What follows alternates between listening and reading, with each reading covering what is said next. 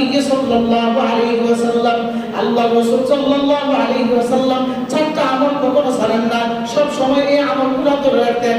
এক নম্বর হলো সিয়ামু আশুরা, যে আশুরা যখন চলে আসতো, মুহররম মাসের 10 তারিখ যখন চলে আসতো, আসার সাথে সাথে আল্লাহ রাসূল এই 10 তারিখে রোজা রেখে ফেলতেন। সুবহানাল্লাহ। কোন সময় আল্লাহ রাসূলের বিশ ভাইরা মৃত্যু পর্যন্ত আল্লাহ রাসূলের 10 তারিখে রোজা রেখে গেছেন। সুবহানাল্লাহ।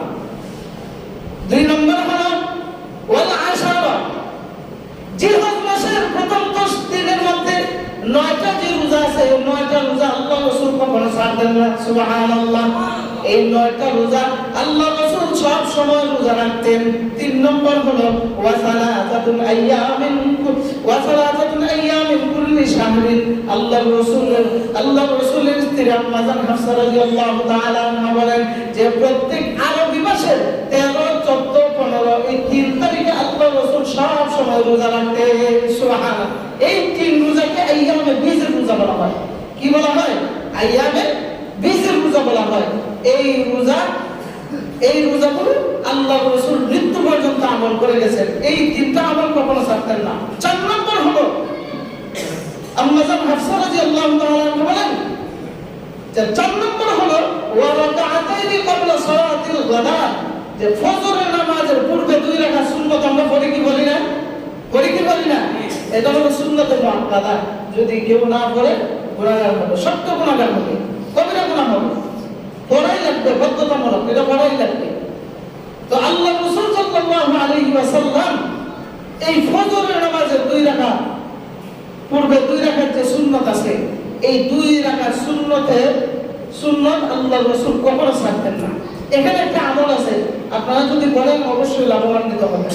ফজরের নামাজের সুন্নাত পড়িয়া জামাতের আগে, ফজরের নামাজের সুন্নাত পড়ার পরে জামাতের আগে আপনারা যদি খাস দিলে আল্লাহর কাছে যা চাইবেন তাই পাইবেন। সুবহানাল্লাহ। আমি নিজে পরীক্ষিত এই আমল করছেন, আমি পাইছি যে যদি ফজরের নামাজের পূর্বে সুন্নাত পড়িয়া ফজরের নামাজের জামাতের আগ পর্যন্ত এর ভিতরে যদি কেউ দরুদ শরীফ পড়ে, সূরা ফাতিহা পড়ে, এরপরে আয়াতুল কুরসি পড়ে, ওইটা যদি পানিতে ফু দেয়, ওই ফু দিয়া এই পানিটা যদি তার ঘরের মধ্যে রাইখা দেয়, যত বড় ব্যথা হোক, যত ধরনের ব্যথা হোক, যখন লাগাবে সাথে সাথে কাজ করবে, সাথে সাথে আল্লাহ তাআলা ভালো করে দেবে। সুবহানাল্লাহ। এই জন্য এই লাভ অর্জন করা আমাদের দরকার আছে না নাই?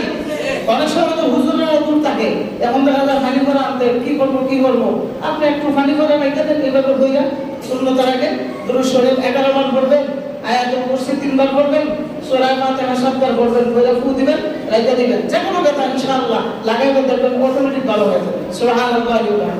তো আল্লাহ রাসূল এই 4টা আমল কখনো ছাড়তেন না। 1 নম্বর হলো যে আশুরা রোজা, 10ই মুহররম যে রোজা, ওই রোজা কখনো ছাড়তেন না।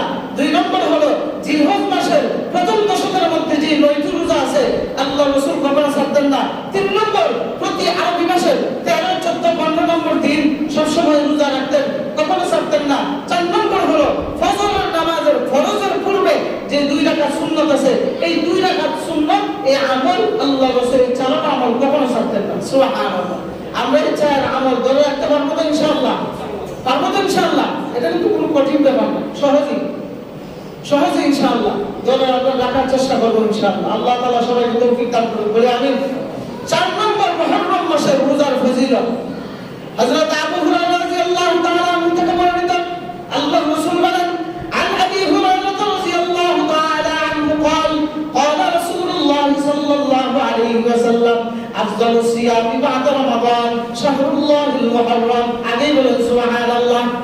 আল্লাহর রাসূল সাল্লাল্লাহু আলাইহি ওয়াসাল্লাম বলেন, কেউ যদি 10 মুহররমের রোজা যদি কেউ রাখে, আমি রাসূল আশাবাদী আল্লাহ পাক রব্বুল আলামিন তার দীর্ঘ 1 বছরের গুনাহ আল্লাহ মাফ করে দিবেন।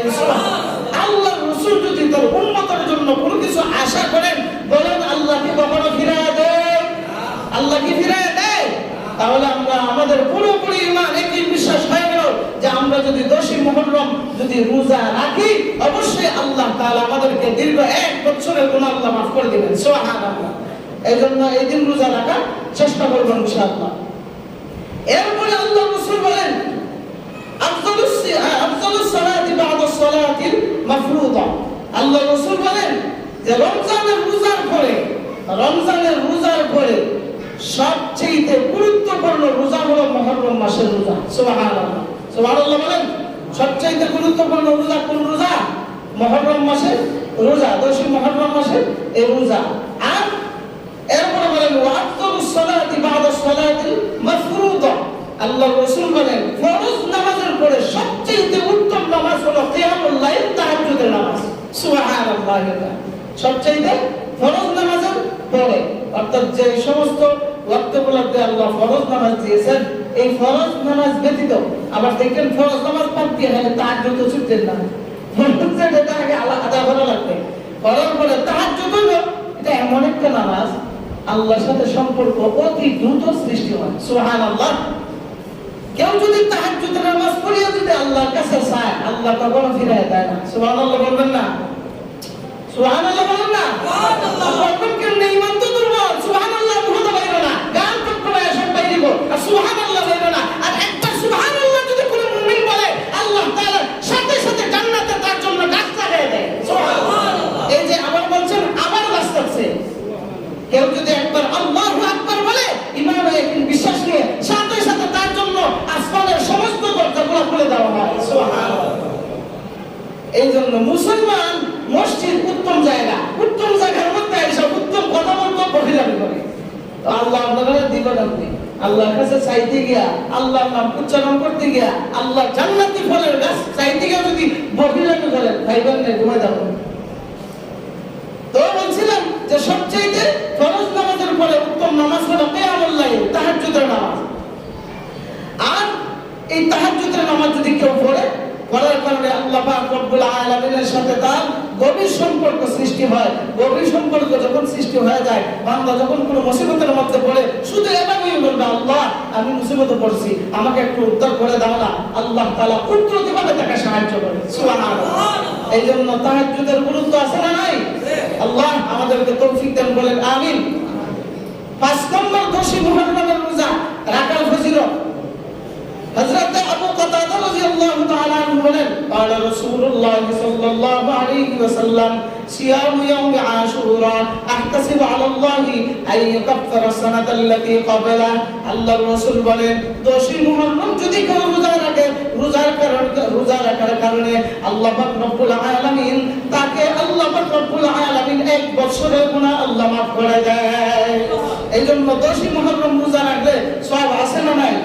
আরেকটা ফজিলত হলো যে 9 জিলহজ যদি কেউ রোজা রাখে, আল্লাহর রাসূল বলেন ওয়াসিয়ামু ইয়াউমি আরাফা আহতাসিবু আলাল্লাহি আন ইউকাফিরা সানাতাল্লাতী ক্বাবলা ওয়াল্লাতী বা'দা। আল্লাহর রাসূল বলেন যে 9 জিলহজ যদি কেউ রোজা রাখে, আল্লাহ তাআলা তার পূর্বের 1 বছরের গুনাহ এবং পরের 1 বছরের গুনাহ আল্লাহ মাফ করে দেন। সুবহানাল্লাহ। কত বড় ফজিলত আল্লাহ রাখছেন।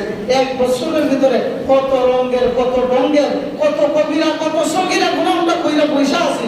যদি আল্লাহু আকবার, যদি যে হোটেলে খাওয়ার পরে বিল যাবে দেখা, হোটেলে খাওয়ার পরে বিলকে আগে দেখা না পরে দেখা? কথা বলে না, পরে দেখা না, কিন্তু আগে দেখায় কি বিলের কথা চিন্তা করে না? পেটের ভুক লাগছে, খায় হয়ে গেলে এরপরে বিল দেখো না। বিল যখন দেখে দিকটা হলো একটু কম খাইলে ভালো আছে। তো কিয়ামতের ময়দানে আল্লাহ তাআলা যেভাবে আমাদেরকে আমলনামা দেখালেন, এইভাবে যদি প্রত্যেক ওয়াক্ত যদি আমাদের আমলনামা দেখানো হতো, তো আমরা দেখতে পারতাম যে ফজরের পর থেকে মাগরিব পর্যন্ত সারাটা দিন আমরা কত রঙের, কত রঙের গুনাহ করেছি, কত বড় গুনাহ, কত ছোট গুনাহ করেছি। আল্লাহর কসম করে বলি, ওই বান্দা ওই দিন আমলনামা দেখার সাথে সাথে পরের দিন মসজিদ থেকে আর জীবনে বের হইতো না। মসজিদ থেকে আর জীবনে বের হইতো। আমি যদি অবসর থাকলেও যদি আমার গুনার কাজ হয়, তো মসজিদও থাকলে অবশ্যই আমার গুনার কাজ হবে না। এই জন্য ওই বান্দা খাওয়া দাওয়া সব বাদ দিয়া আল্লাহর ইবাদতে মগ্ন হয়ে যেত। সুবহানাল্লাহ। এই জন্য আগের কাল আল্লাহর ওলিরা যে জঙ্গলে চলে যেত ইবাদত করার জন্য, এই জন্য যেত। বাড়িতে থাকলে অবশ্যই গুনাহ হবে, বাড়িতে থাকলে বাজারে রাস্তাঘাটে হাজার টাকা থাকলে অবশ্যই তার গুনাহ হবে, অজান্তে গুনাহ হবে, যাইলে গুনাহ হবে। এই জন্য তারা নিজেকে সেভ করার জন্য আল্লাহর উপর তাওয়াক্কুল করে জঙ্গলে চলে যেত। সুবহানাল্লাহ। এরাই হলো আল্লাহর মাকবুল বান্দা। এই জন্য এই রোজা যদি কেউ রাখে, 9 জিলহজের রোজা যদি কেউ রাখে, তো আল্লাহ তাআলা 2 বছরের গুনাহ মাফ করে, আগে এবং পরে আল্লাহ তাআলা এই 2 বছরের গুনাহ আল্লাহ মাফ করে দেয়। সুবহানাল্লাহ। 6 নম্বর হলো যে আমরা যে রোজা রাখবো, এই রোজাকে আমরা একটা রাখবো না, বেশি রাখবো। সাহাবায়ে কেরাম প্রশ্ন করলেন, ইয়া রাসূলুল্লাহ, ইয়া হাবিবাল্লাহ, আমরা যে রোজা রাখবো 10ই মুহররম, 10ই মুহররম তো ইহুদিরা রোজা রাখে। আল্লাহর রাসূল বললেন, তারা কেন রাখে? তারা শুকরিয়া আদায় করতে যে মুসা আলাইহিস সালাতু ওয়াস সালামের বাহিনীরে আল্লাহ তাআলা লোহিত সাগর পার করে ফেরাউনের হাত থেকে রক্ষা করছে, এইটা মনে করিয়া তারা রোজা রাখে। তো আমরা তো এরকম কোনো কিছু না। আর ইহুদিদের সাথে তো আমাদের কোনো সম্পর্ক নাই। ইহুদিদের সম্পর্কের সাথে আল্লাহ তাআলা বিচ্ছিন্ন করার জন্য আল্লাহ কোরআনে আয়াত নাযিল করে দিয়েছেন। আমরা তো তাদের সঙ্গে সঙ্গী হতে চাই না। এবার আল্লাহর রাসূল বলেন, ঠিক আছে, তাহলে তোমরা 9, 10 অথবা 10, 11 তোমরা 2টা রোজা রাখবা। সুবহানাল্লাহ। অর্থাৎ ইহুদিদের সঙ্গে এখন বৃদ্ধাচরণ করতে হবে, এদের সঙ্গে তাল মিলাই আমরা রোজা রাখলে হবে না।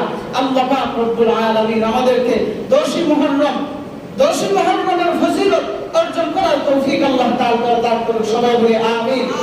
আমরা রোজা রাখবো তো ইনশাআল্লাহ। যারা রোজা রাখবেন 9 তারিখ এবং 10 তারিখ, সবচেয়ে উত্তম হলো 9 তারিখ এবং 10 তারিখ। আর যদি কেউ 10 তারিখ রাখার পরে 9 তারিখ রাখতে পারেন না, 10 তারিখ রাখছেন, তো 10, 11 এই 2 দিন রাখবেন। আর যদি 9, 10 রাখেন তাহলে তো হয়ে গেছে। 9, 10 অথবা 10, 11 এই 2 দিন রোজা রাখবেন। আল্লাহ তাআলা আমাদেরকে রোজা রাখার তৌফিক দান করুন। সবাই বলি আমিন। এরপরে দেখবেন অনেক মানুষ আছে এই মাসের মধ্যে কোথা থেকে এগুলো আবিষ্কার করেছে। হাদিস সম্মত আমরা পাইলাম যে ইবাদত করবে, রোজা রাখবে, এর বাইরে আর কোনো কিছু আছে নাই। কিন্তু এখন কি হয় দেখছেন, আল্লাহর রাসূলের নাতিদের মহব্বতে, আল্লাহর রাসূলের মহব্বতে ফিটের মধ্যে চাকু দিয়ে কোবায়। ইসলামের মধ্যে কোনো বিধান আল্লাহ তাআলা দিয়েছেন যে তোমার শরীরের মধ্যে, তোমার দেহের মধ্যে আঘাত করিয়া কোন ইসলামের কোন নিয়ম কানুন পালন করবে এমন কোন বিধান আল্লাহ দিয়েছেন? এগুলোর মধ্যে কেউ যাইবেন না, কেউ সম্পূর্ণরূপে হারাম, সম্পূর্ণরূপে হারাম। কারণ আপনার এই দেহটা আপনার কাছে একটা নিয়ামত, আপনার এই দেহটা আপনার একটা নিয়ামত, এই চামড়াটা আপনার নিয়ামত। এই অযথা শরীরের মধ্যে আঘাত করার কারণে কিয়ামতের ময়দানে এই চামড়াটাই আপনার বিরোধিতা করবে। মহব্বতের সুরে খালি যেগুলো মন চাইলে বললেন না, আরো উল্টাটা আপনার উপর গ্রাস হবে। আল্লাহ পাক রব্বুল আলামিন এই সমস্ত হিন্দুনীয় কালচার থেকে আমাদেরকে হেফাজত করুন। সবাই বলে আমিন। ওয়া আখিরু দাওয়ানা আলহামদুলিল্লাহি রাব্বিল আলামিন।